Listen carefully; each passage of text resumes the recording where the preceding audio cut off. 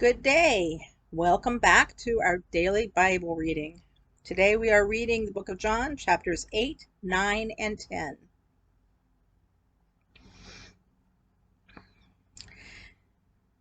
Jesus returned to the Mount of Olives, but early the next morning he was back again at the temple. A crowd soon gathered, and he sat down and taught them. As he was speaking, the teachers of religious law and the Pharisees brought a woman who had been caught in the act of adultery. They put her in front of the crowd. "Teacher," they said to Jesus, "this woman was caught in the act of adultery. The law of Moses says to stone her. What do you say?" They were trying to trap him into saying something they could use against him, but Jesus stooped down and wrote in the dust with his finger. They kept demanding an answer, so he stood up again and said, "All right, but let the one who has never sinned throw the first stone." Then he stooped down again and wrote in the dust. When the accusers heard this, they slipped away one by one, beginning with the oldest, until only Jesus was left in the middle of the crowd with the woman. Then Jesus stood up again and said to the woman, "Where are your accusers? Didn't even one of them condemn you?" "No, Lord," she said. And Jesus said, "Neither do I. Go and sin no more." Jesus spoke to the people once more and said, "I am the light of the world. If you follow me, you won't have to walk in darkness, because you will have the light that leads to life." The Pharisees replied, "You are making those claims about yourself. Such testimony is not valid." Jesus told them, "These claims are valid even though I make them about myself. For I know where I came from and where I am going, but you don't know this about me. You judge me by human standards, but I do not judge anyone. And if I did, my judgment would be correct in every respect, because I am not alone. The Father who sent me is with me. Your own law says that if two people agree about something, their witness is accepted as fact. I am one witness, and my Father who sent me is the other." "Where is your Father?" they asked. Jesus answered, "Since you don't know who I am, you don't know who my Father is. If you knew me, you would also know my Father." Jesus made these statements while he was teaching in the section of the temple known as the treasury, but he was not arrested because his time had not yet come. Later, Jesus said to them again, "I am going away. You will search for me, but will die in your sin. You cannot come where I am going." The people asked, "Is he planning to commit suicide?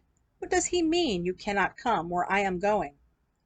Jesus continued, "You are from below. I am from above. You belong to this world. I do not. That is why I said that you will die in your sins, for unless you believe that I am who I claim to be, you will die in your sins." "Who are you?" they demanded. Jesus replied, "The one I have always claimed to be. I have much to say about you and much to condemn, but I won't, for I say only what I have heard from the one who sent me, and he is completely truthful." But they still didn't understand that he was talking about his Father. So Jesus said, "When you have lifted up the Son of Man on the cross, then you will understand that I am he.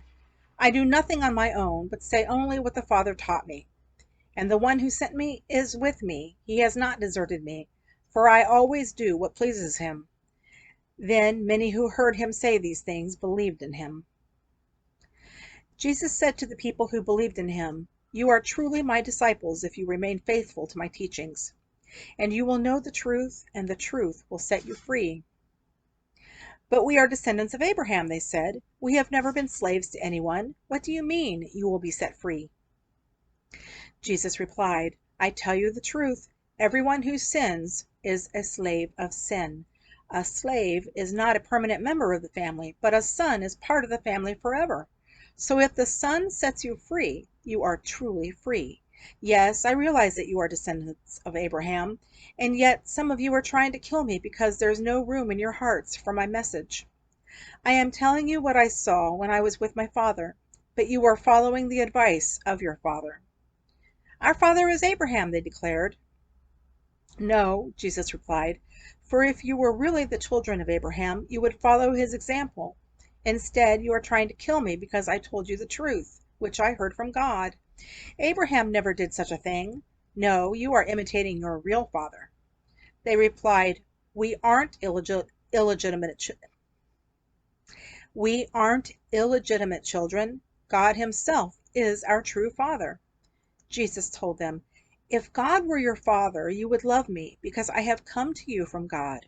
I am not here on my own, but he sent me. Why can't you understand what I am saying? It's because you can't even hear me. For you are the children of your father the devil, and you love to do the evil things he does. He was a murderer from the beginning. He has always hated the truth, because there's no truth in him. When he lies, it is consistent with his character, for he is a liar and the father of lies. So when I tell the truth, you just naturally don't believe me, which if you can truthfully accuse me of sin. And since I am telling you the truth, why don't you believe me? Anyone who belongs to God listens gladly to the words of God, but you don't listen because you don't belong to God." The people retorted, "You Samaritan devil, didn't we say all along that you were possessed by a demon?" "No," Jesus said, "I have no demon in me, for I honor my Father, and you dishonor me. And though I have no wish to glorify myself, God is going to glorify me. He is the true judge. I tell you the truth, anyone who obeys my teaching will never die." The people said, "Now we know you are possessed by a demon. Even Abraham and the prophets died, but you say, 'Anyone who obeys my teaching will never die.' Are you greater than our father Abraham? He died, and so did the prophets. Who do you think you are?" Jesus answered, "If I want glory for myself, it doesn't count. But it is my Father who will glorify me. You say, 'He is our God,' but you don't even know him. I know him. If I said otherwise, I would be as great a liar as you. But I do know him and obey him. Your father Abraham rejoiced as he looked forward to my coming. He saw it and was glad." The people said, "You aren't even 50 years old. How can you say you have seen Abraham?" Jesus answered, "I tell you the truth. Before Abraham was even born, I am." At that point, they picked up stones to throw at him, but Jesus was hidden from them and left the temple. John chapter 9. As Jesus was walking along, he saw a man who had been blind from birth. "Rabbi," his disciples asked him, "why was this man born blind? Was it because of his own sins or his parents' sins?" "It was not because of his sins or his parents' sins," Jesus answered. "This happened so the power of God could be seen in him. We must quickly carry out the tasks assigned us by the one who sent us. The night is coming, and then no one can work. But while I am here in the world, I am the light of the world." Then he spit on the ground, made mud with the saliva, and spread the mud over the blind man's eyes. He told him, "Go wash yourself in the pool of Siloam." Siloam means sent. So the man went and washed and came back seeing. His neighbors and others who knew him as a blind beggar asked each other, "Isn't this the man who used to sit and beg?" Some said he was, and others said, "No, he just looks like him." But the beggar kept saying, "Yes, I am the same one." They asked, "Who healed you? What happened?" He told them, "The man they called Jesus made mud and spread it over my eyes and told me, 'Go to the pool of Siloam and wash yourself.' So I went and washed, and now I can see." "Where is he now?" they asked. "I don't know," he replied. Then they took the man who had been blind to the Pharisees, because it was on the Sabbath that Jesus had made the mud and healed him. The Pharisees asked the man all about it, so he told them, "He put the mud over my eyes, and when I washed it away, I could see." Some of the Pharisees said, "This man Jesus is not from God, for he is working on the Sabbath." Others said, "But how could an ordinary sinner do such miraculous signs?" So there was a deep division of opinion among them. Then the Pharisees again questioned the man who had been blind and demanded, "What's your opinion about this man who healed you?" The man replied, "I think he must be a prophet." The Jewish leaders still refused to believe the man had been blind and could now see, so they called in his parents. They asked them, "Is this your son? Was he born blind? If so, how can he now see?" His parents replied, "We know this is our son and that he was born blind, but we don't know how he can see or who healed him. Ask him. He is old enough to speak for himself." His parents said this because they were afraid of the Jewish leaders who had announced that anyone saying Jesus was the Messiah would be expelled from the synagogue. That's why they said, "He is old enough, ask him." For the second time, they called in the man who had been blind and told him, "God should get the glory for this because we know this man Jesus is a sinner."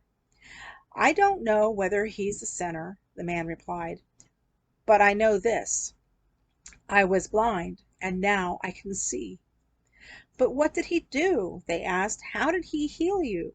"Look," the man exclaimed, "I told you once. Didn't you listen? Why do you want to hear it again? Do you want to become his disciples too?"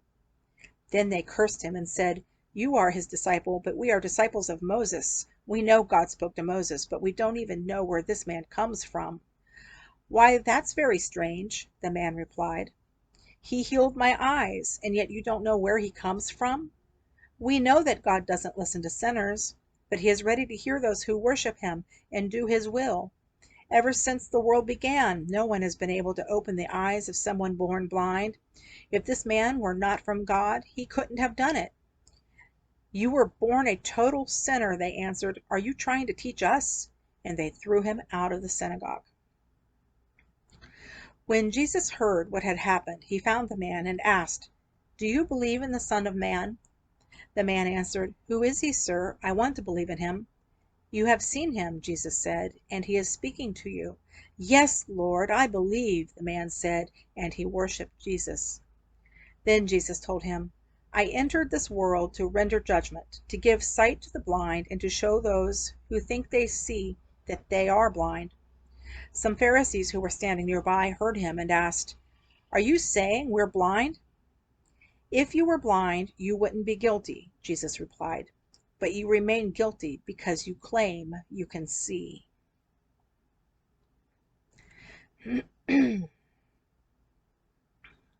John chapter 10.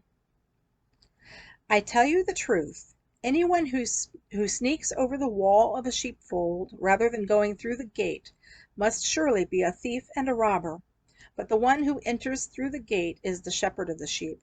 The gatekeeper opens the gate for him, and the sheep recognize his voice and come to him. He calls his own sheep by name and leads them out. After he has gathered his own flock, he walks ahead of them, and they follow him because they know his voice. They won't follow a stranger. They will run from him because they don't know his voice.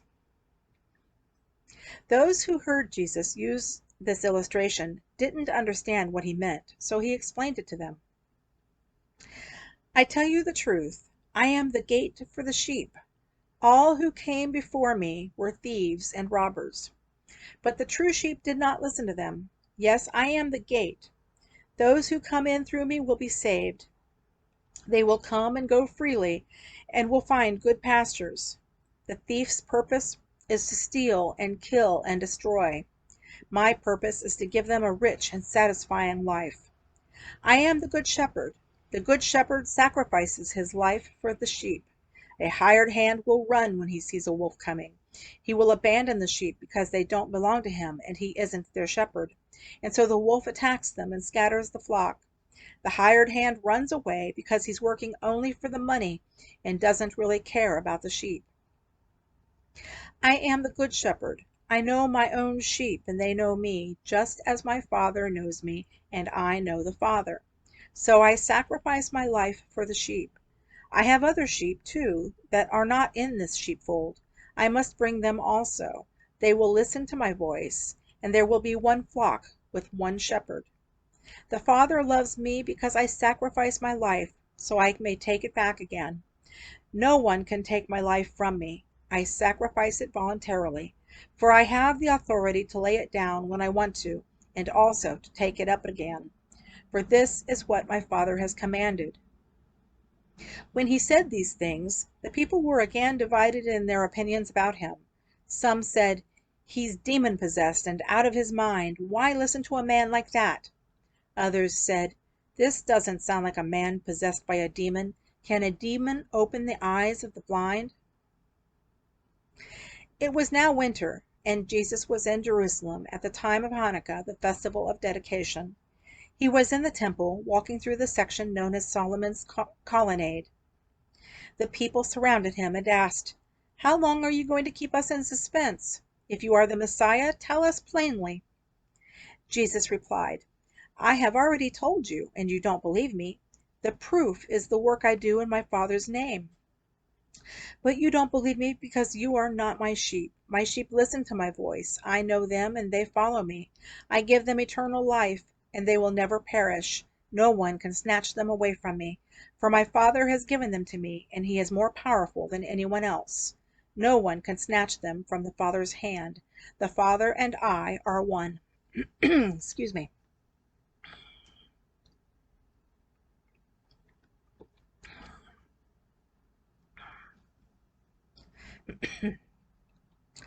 Once again the people picked up stones to kill him. Jesus said, "At my Father's direction I have done many good works. For which one are you going to stone me?" They replied, "We are stoning you not for any good work, but for blasphemy. You, a mere man, claim to be God."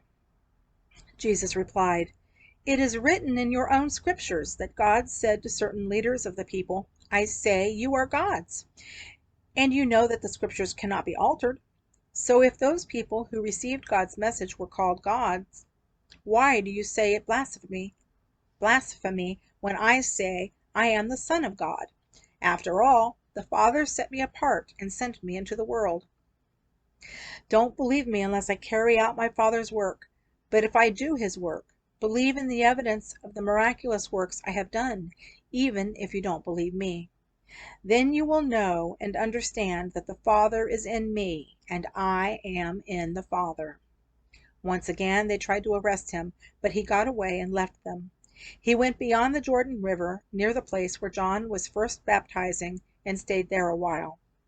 And many followed him. "John didn't perform miraculous signs," they remarked to one another, "but everything he said about this man has come true." And many who were there believed in Jesus. All right, that is the end of today's reading. I hope you come back tomorrow for another day. Have a blessed one.